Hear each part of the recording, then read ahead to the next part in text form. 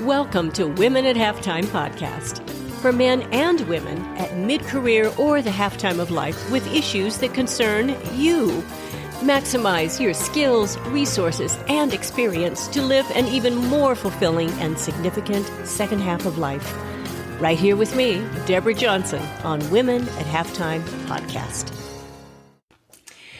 Well, it's great to be with you today again with Women at Halftime podcast. I have a great special guest. Of course, I always have special guests. We have a guest once a month, and Kim Campbell's with us today, and so much fun to have you here, Kim. It's great to have you. Thank you for having me. Oh, and Kim, she's like a real fighter pilot. So we're going to get into facing her fears. Couple of announcements as this goes on is we are launching this, of course, at the Easter time, which is a great gift. If you're looking for a great gift, of course, The Summit is a great book. It's an allegory, story within a story, really talking about facing your fears as well. We have a lot of those principles in that book. So you would enjoy that. And I have lots of free downloads, of course, you can see on my website. So Hero Mountain Summit is another area that you'll find free websites. Anyway, I've got tons of stuff there, but we're going to get right into our message today. So Kim, we are talking about facing your fears from a fighter pilot. Okay, so give us a little bit a background of you, first of all, because you were a fighter pilot for like 24 years. Is that correct? It is. I actually just retired from the military after 24 years of service. And I spent most of that time as a fighter pilot flying A-10s, supporting our troops on the ground. I started my journey as a fighter pilot right about the time of 9/11. And so it was a busy time for us, and we were very busy supporting our troops on the ground. But I also had the opportunity throughout my career to lead teams, and I led a squadron of more than 100 people, and then a group, which is more than 1,000 people. And I will tell you that throughout my career, I have faced many challenges. There have been times where I've had to push myself well outside my comfort zone. But I think all of those experiences and all of the things I learned really made me the better person that I am today. All of those hard things that I experienced along the way made me a better mom, a better wife, a better pilot, and a better leader. Yeah, that's great. I mean, and we all in different areas have to face our fears. And Yes. You, big time, I've heard your story, of course. But it's quite a story because you were shot down, or your plane was shot at, and you had to make some decisions to overcome that fear. And many people have fears in different areas, but I mean, this is definitely one where you were thinking, okay, this could be it. So why don't you tell a little bit of that story? Yeah, the story, it's hard to believe it's almost 20 years ago. This was in 2003 at the start of Operation Iraqi Freedom. And my A-10, my airplane, was hit over downtown Baghdad. We were supporting our troops on the ground. And as I came off from my pass, I felt and heard this loud explosion at the back of the airplane. And I knew immediately that I had been hit. There was no doubt in my mind. There was a bright flash, and I felt and heard the explosion. And so I knew immediately I had been hit. And as the jet kind of nosed over, and I'm looking at Baghdad below, and I'm thinking about the possibility that I might have to eject and get out of the airplane over Baghdad. I mean, that's a terrifying thought in itself. I just knew that I had to react and take action and respond in this really difficult moment. And I was able to get the airplane back under control.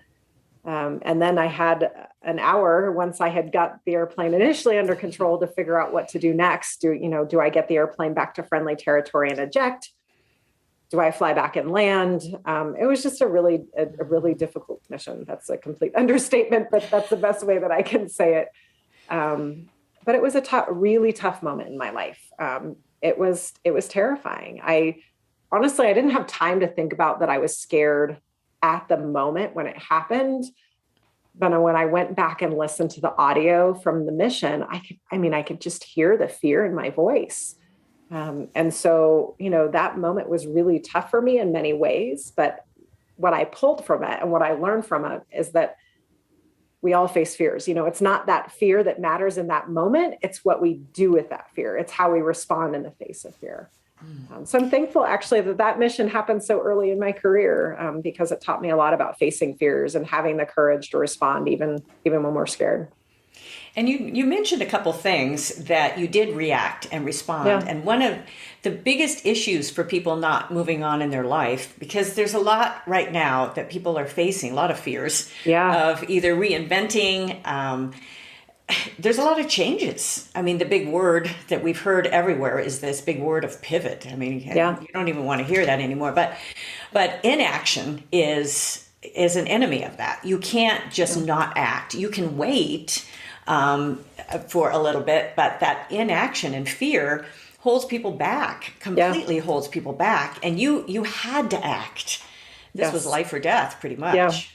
Yeah, definitely. Yeah, I think, when I think about the fears that I've faced throughout my career in the military, I mean, some of those fears, I mean, this doesn't have to be like the big, huge fears. These are like the little fears, the nervousness, the worry, the anxiety that we feel a lot of times when we're trying something new or we're put in charge, or, that we face fears all the time.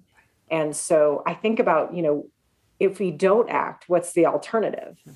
And the alternative is sometimes that you lose opportunities, you fail to grow. I mean, you can put your team at risk, by not responding to change, by failing to have those tough conversations that you need to have. And so I think it's just fear happens all the time. And I think the more that we get used to that, and then when we start to feel that fear, that anxiety, and that stress, it's just about, we know how to deal with it. We know that we need to take action and step up in that moment so that we get the benefits. We get the benefits of learning something new, of getting outside our comfort zone and pushing ourselves and knowing that we can do it. But it is hard. I mean, it's not easy. It's not easy, and it wasn't for me. Yeah. It's really interesting how it almost needs to be built into your muscle memory of that response, especially as a fighter pilot, it did. But in all of our response, and I'm big on muscle memory because of my training as an entertainer and performer, but it's that muscle memory is really important again. And if you don't take the time to really face those fears and to be able to repeat the action of, okay, I'm gonna deal with this. I'm gonna deal with this.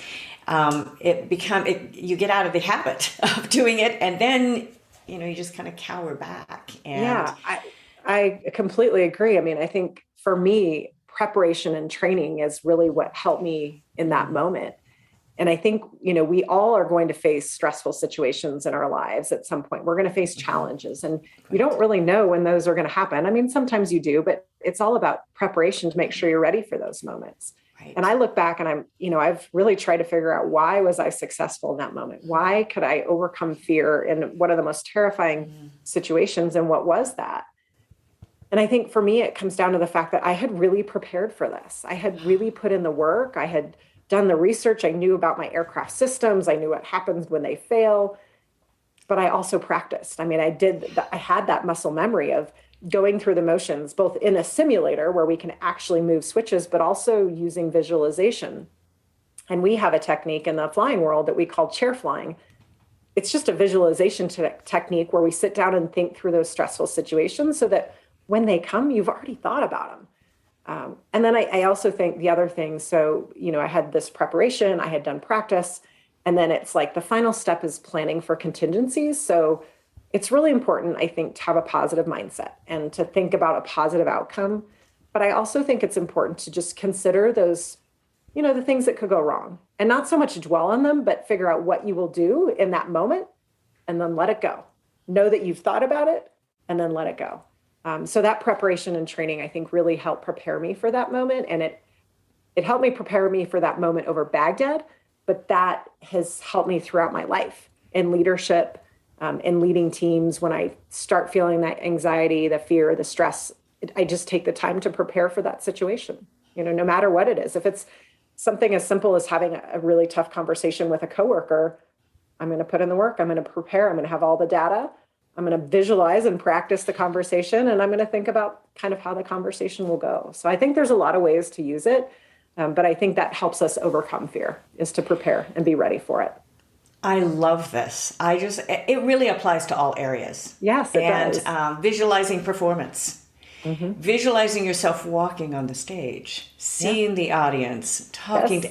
and slowing down for me, because I come out like a racehorse. So Yeah. you have to, all of that, you have to just visualize and put yourself, imagine. I've Hmm. worked a lot with Disney as well.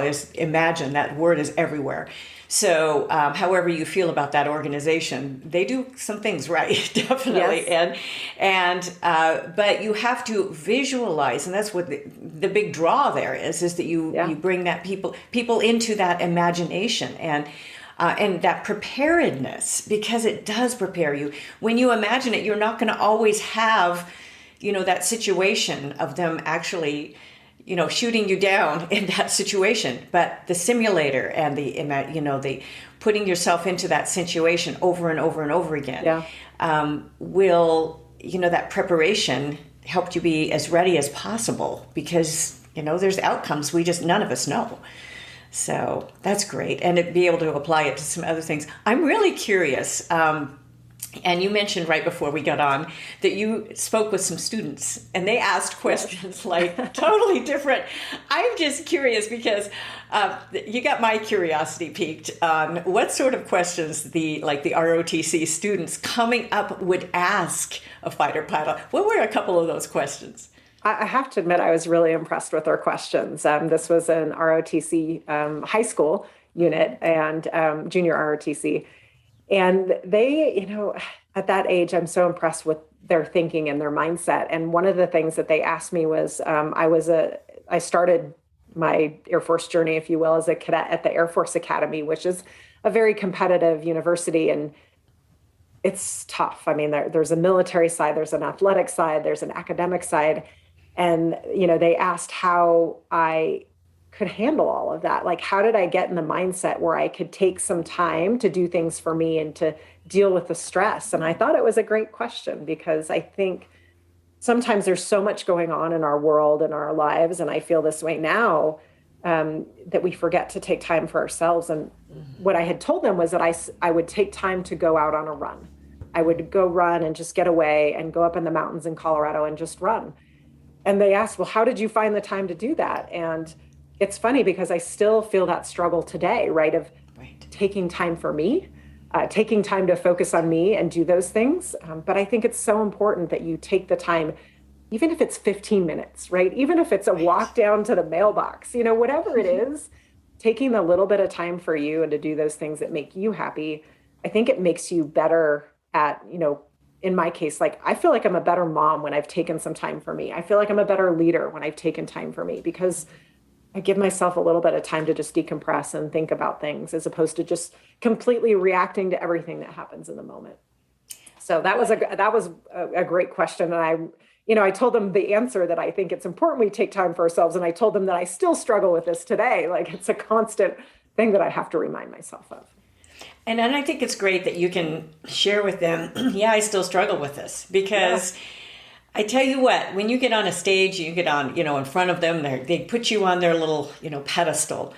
And it's important to share, I still struggle with these mindsets. I still struggle with, those little voices that come from everywhere. Absolutely. Definitely. Those don't go away. It doesn't matter what level you are at either. And you might say, oh, no, I don't do that. Oh, yeah, but okay, spend a little time thinking about this. And, at least be honest with it. It's so true. I think showing people that you're human is so important. And, one of the lessons that I learned like one of my first opportunities in leadership was from my 3-year-old son, ironically enough, because it was my first leadership opportunity. And I had in my mind, like, I'm a combat proven fighter pilot. I have this idea of leadership of almost being perfect, not making mistakes, having the answers. And I look back now and, I'm so thankful I did not carry that with me throughout my career because what my airmen really wanted to see, the men and women that I was leading was that I was human. And on my very first moment where I was in front of my team, which is a big formal change of command ceremony, my 3-year-old son decided to come up on stage and sit in my lap. That's not proper military protocol at all. And, I was very nervous about what my team was thinking. And I'm supposed to lead 150 people. I can't lead my 3-year-old son. I was overwhelmed by this feeling of like nervousness and worry. And then, I'm looking down at my son who, is 3 and happy to be in my lap. And it just reminded me that people need to see me for who I am, right? I am human too, right? I don't have all the answers. I'm not perfect. I'm a mom, I'm a wife, I'm a fighter pilot, I'm a leader, I'm all of these things. And it was important for them to see me for that. And, that was kind of that realization that I had in that moment. And then the next day, as I went out and talked to my new team, that's exactly what they said. Their favorite part of the ceremony was the fact that they saw me as human, that I was relatable, that they could connect to me in some way. But sharing that you're human, sharing your own struggles and your own worries, I think goes a long way to really connecting with people. That's such a good reminder. And I mean, you don't have to air dirty laundry. No, but to see that you're real, that you do struggle, and I help people maximize their skills, their resources, their experiences, but I share with people around me, I'm struggling with this in my life, thinking, okay, what can I cut out? I'm too busy. What can I, and all of those things, I can't handle, all of this stuff and do it well. And so just because you can do something doesn't mean you should. So that's big. Right. And with a lot of stuff that's going on, and I'm in a little bit different stage where our kids are launched, thankfully. But it's still the same issues again, as we say. It just keeps coming back around. Those little voices just keep coming. So, I think learning to prioritize and really figure out what's most important. Mm-hmm. I think we've seen that in the pandemic a lot. Just a feeling of overwhelm, and I've had those Zoom calls with my team, and my kids come in the background, or something like that happens. And I think it's just sharing with people like, hey, we're all in this. Yeah, we all struggle, and we're all feeling a bit of overwhelm right now. And how do we best deal with that? And then I think the role as a leader is you talk about some of your strategies to how you deal with that. How do you prioritize? How do you really focus your priorities to focus on what's most important? But you don't have to be perfect. You don't have to have all the answers. You just, share with people what's worked for you or what hasn't, and learn from those. Or what hasn't. To be honest. Right. Yeah. What a great point there. And you've really covered some of the questions that I had of just overcoming adversity. I was trying to, not your adversary, your adversity, although that could be it maybe too. Both, yeah. Yeah, it could be both. And the challenges, and how you have just even learned from some of those of how, you meet those challenges, which is important, and how you're prioritizing. I feel like one of your prioritizing methods under pressure is to take time for yourself, just to kind of step back. And when you have that pressure, to say, okay, so let's look at what this really is. Why is the pot boiling over? Oh, it's out of water. Okay, so that, just did that one the other night. So, it's not like the burner's too hot or anything else. There's might be another little problem in there. So understanding how to step back and say, what's the real, root of this problem is, I don't know if you have any more to add to that in dealing. No, I do. I think that you're exactly right. I think sometimes in an emergency or under stress, or when things are going wrong, sometimes we have this desire to we have to act right now. Mm-hmm. But based on the situation and depending upon the situation, sometimes the best thing to do is just take a deep breath and take the time to analyze the situation and figure out what's causing it. Because I think sometimes if you act too quickly, you can make it worse, right? Yes. You can do something that actually doesn't help the situation. So sometimes it's about just taking a step back and thinking through the situation. And there are times where you can't do that and you have to act quickly. But, I found a lot of times if somebody would come to me with a problem and they're very nervous and stressed out about it, I need to be the calm, right? I need to be the calm in this chaotic environment and take a deep breath and just talk them through it. And then we come up with the best plan. Right. So yes, I think sometimes the best thing to do is nothing, take that deep breath, take a minute to think about it, and then make the best decision. And that's a form of action. That's Yes. not inaction. That's Right. a form of action. So I just really want to make sure I make that very clear, because, that fear and that inaction, that's you're actually stepping forward and saying, no, I'm deciding what not to do, or Yeah, it's a deliberate choice. A It's deliberate choice. Take a minute to assess things. Very, very important. And because sometimes we think, oh, we just have to act and that's it. Just do it. Yeah. And but if you've taken the time to think through, that's a form of action and wisdom. I mean, Yes. I look for that, the common sense. Where's the common sense in this, and where's the wisdom in it? So constantly with our lives, I think we need to reevaluate it. We're in a different world of, not only just after the shutdowns, but with everything going on in the world. I can't imagine what you are feeling right now too, with some of the issues going on. So, well, how have you discussed this a little bit with your work-life balance, but yeah. I know, isn't your husband is in the military too? We were both in the military together. He was in for 25 years and I was in for 24. And so we both just retired. So we were both in this period of transition, but we've had to deal with a very busy lifestyle for a very long time. And it hasn't been easy. It has. Oh my gosh, I cannot even imagine. You shared with me, I think that he was deployed and you were deployed different times, and you had young kids. How did you balance that? That was interesting to me, and some of your feelings, and as a mom. We had help. I mean, that's the short answer. Is we couldn't have done it on our own. As a mom deploying without my children, not that I would want them to deploy, but leaving my children was really one of the hardest things that I've had to do. But my husband is my partner. I mean, he's my wingman, right? We depend on each other. We support each other. And so he was, he knew that he would take that on, and we called in parents and family for help. And that was difficult, but it was about asking for help and knowing that we couldn't do it by ourselves. My husband also deployed a little while later when we had 2 kids. And I was the mom at home while also trying to work, and having a 1-year-old and a 5-year-old at the time was probably one of the hardest things I've ever done, just trying to find that balance. And I think what I've learned over time is that the word balance didn't work for me when I looked at it like an everyday 50-50 balance. It was stressful, and it was impossible for me. I just couldn't get there. And so I tried to give myself a little bit of grace and started thinking about balance and more of a long term. Maybe it was a week. How could I balance out the week? If I had a really late night, I would try to come home early, where I could. Sometimes that balance became more of months, when there were deployments involved. So part of it is giving yourself some grace and knowing that it's really hard. And for me, it was impossible. I just couldn't get 50-50 every day. But I just, it's about giving yourself some grace and knowing that it's not going to be perfect. There are some days that are going to be better than others, and really long term, for me at the end of 24 years of service, I'm most thankful that I'm together with my family, that my family is together.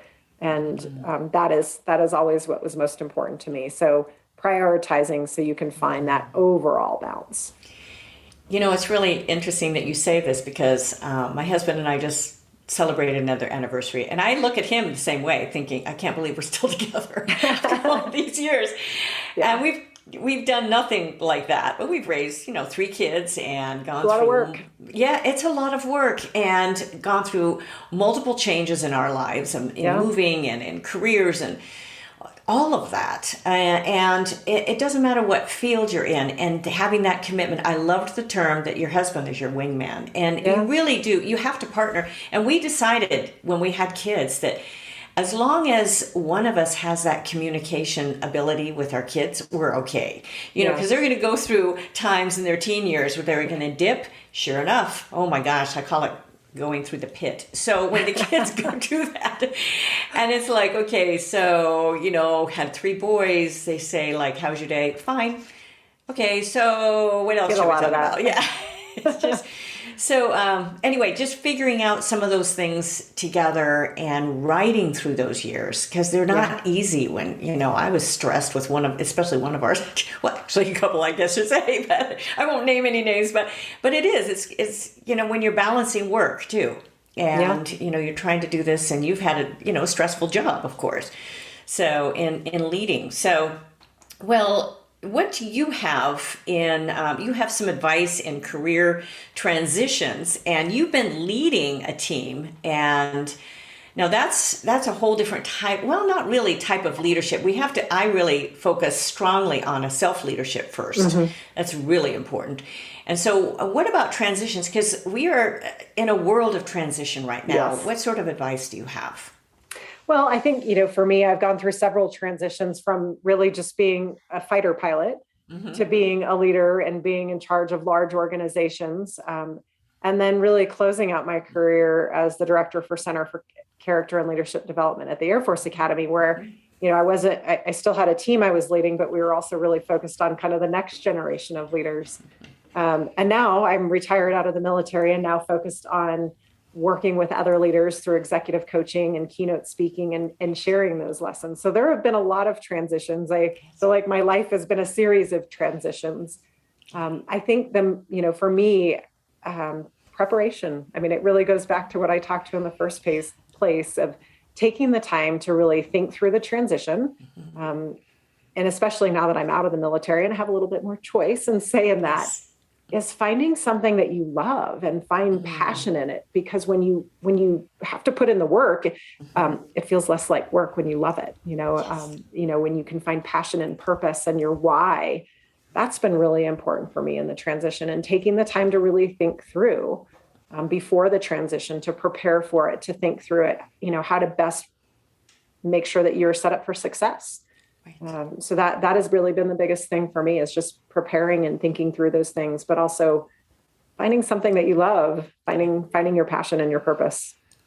I just love that. And it's what you found too. I usually like to say you're not just making this huge, complete transition, but usually there's some connection between what you've done in the past, especially for you too, with leadership and all of this. And it's something I realized too. And as I expanded my career, I'm still doing, plenty of music.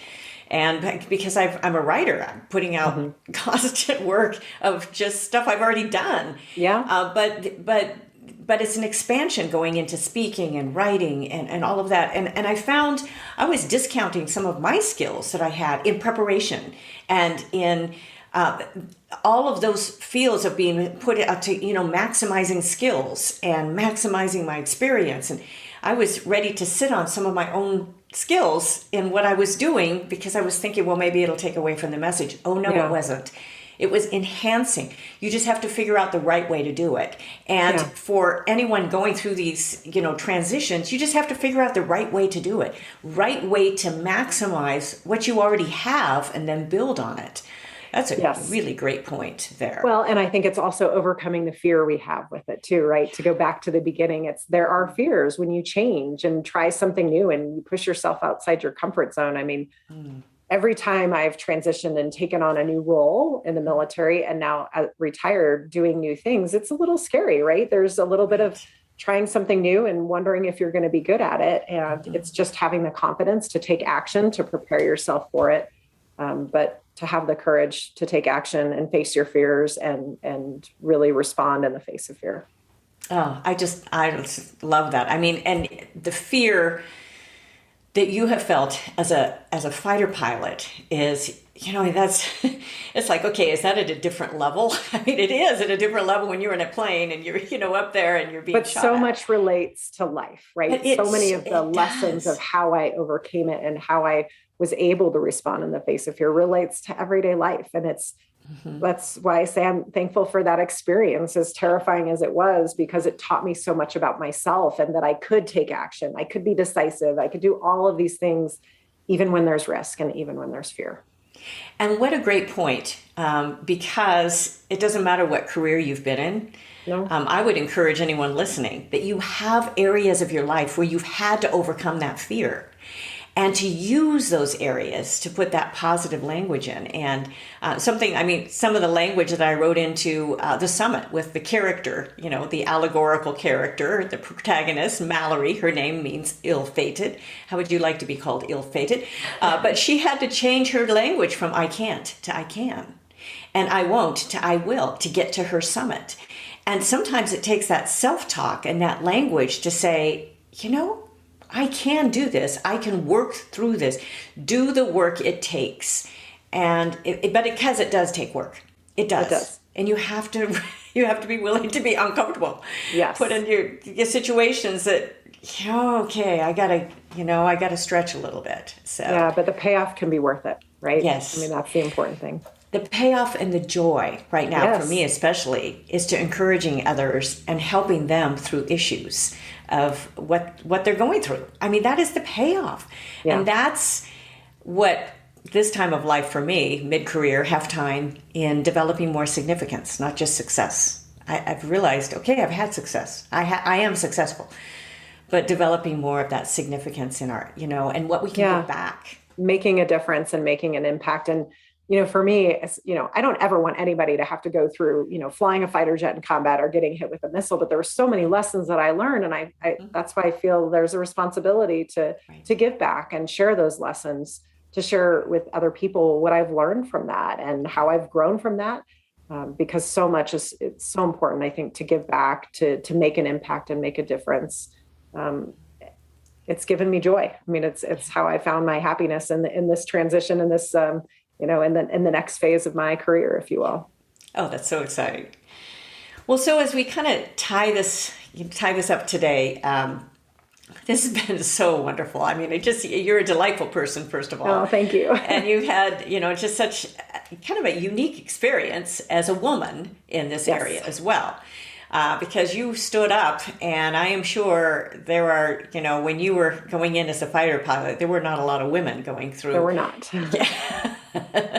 So standing up to all of that and all the physical demands, everything else, you had to do everything, everybody else had to do. So they weren't cutting you too much slack. So what are a couple of things that you'd like to leave with the audience, a couple of the main messages, especially about facing fear right now? Because I think fear, it's that big monster under the bed, and it's just going to grow and grow and grow and take over if we don't acknowledge it and really deal with it. Yeah.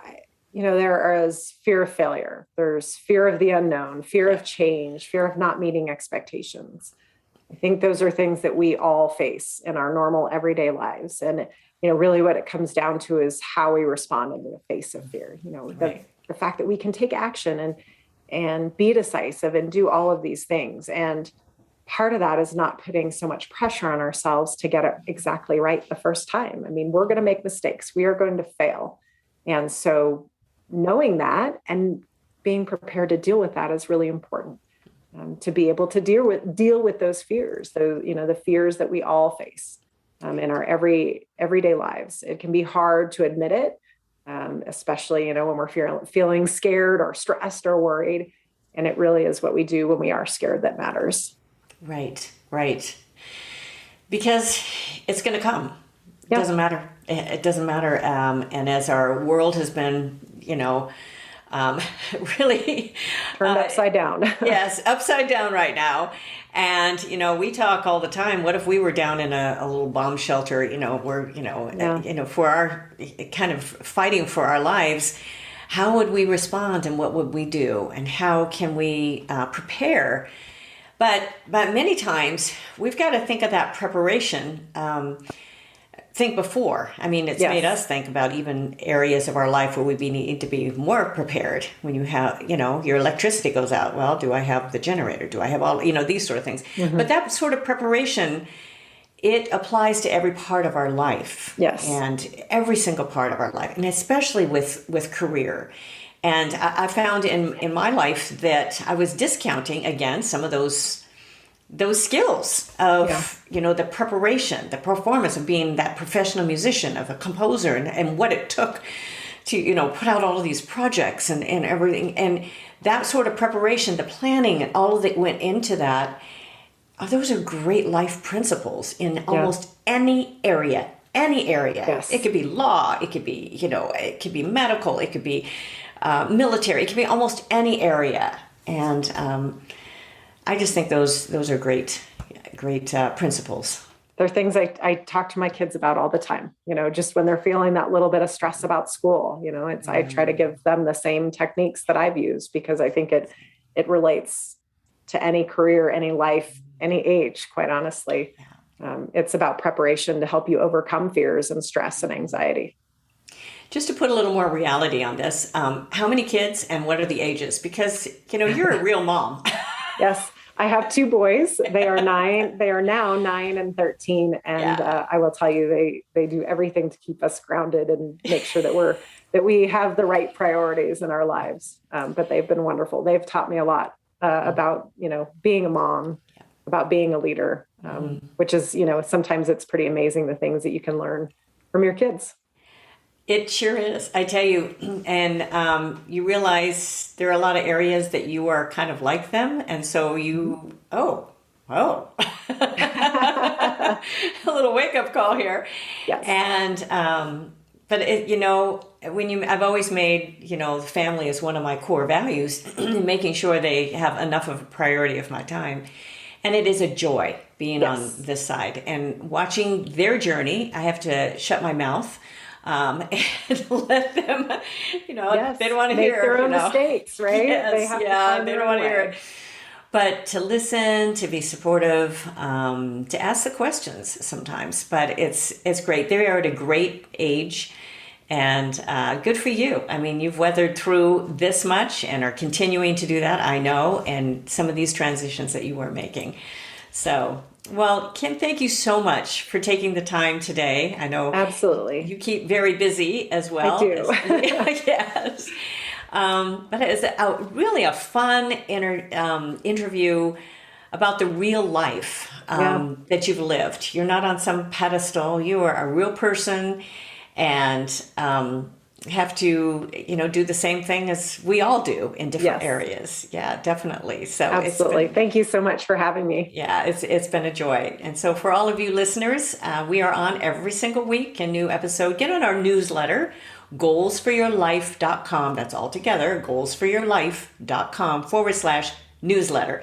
And every single week, a new article comes out with the podcast. So you will get all of the recent notices from us. We don't spam you. We just send you when there's something new. goalsforyourlife.com/newsletter. But also womenathalftime.com. That's where you can sign up for it there too, but that's where you can see all of our episodes here and all the past episodes and even some of the articles. So thank you again for joining us, everyone. And I will look forward to being with you next time. Bye for now. Thank you for joining us. It is because of our wonderful listeners like you that we keep going strong week after week. Share and follow us for new shows to inspire you and encourage you in your life's journey. You can find all of our articles and links at womenathalftime.com.